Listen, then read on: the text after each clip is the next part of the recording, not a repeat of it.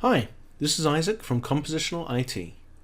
In this video, we're going to be looking at how to install a dedicated IDE called Visual Studio Code, or VS Code, on Ubuntu. VS Code provides a much better environment for editing and running F# applications than the combination of Nano and the terminal.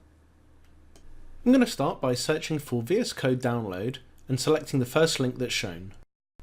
I'm then going to choose the deb download, since I'm running Ubuntu, and choose to open the package with the software install handler. After a short delay, code is now installed. I've opened up code to the Hello World application that I created in the earlier video. We get some coloration of our F# code already, but when I type some garbage, the IDE doesn't know or provide any errors. That's because we still need to add the F# language support extension for code, which is called Ionide. So, I'm going to open the extensions panel and search for F#. The first result, called Ionide F#, is the one I want. I've now reloaded VS Code, but actually nothing has changed. Note the error message at the bottom right hand corner of the screen, which says, "Failed to start language services. Please check if mono is in path." By default, Ionide expects to use mono to provide the F# language support in code, but in our case we're actually using the new .NET Core, and we need to tell Ionide this. I'm going to hit Ctrl-Shift-P to bring up the command palette, from which I'm going to open the settings panel.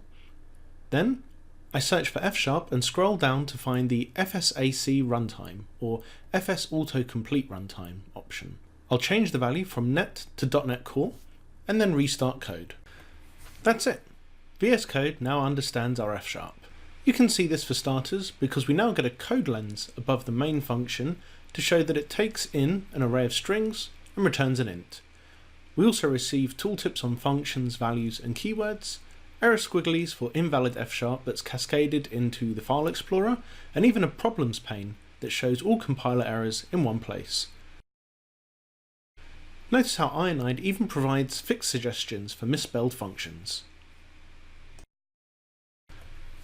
That's the end of this screencast.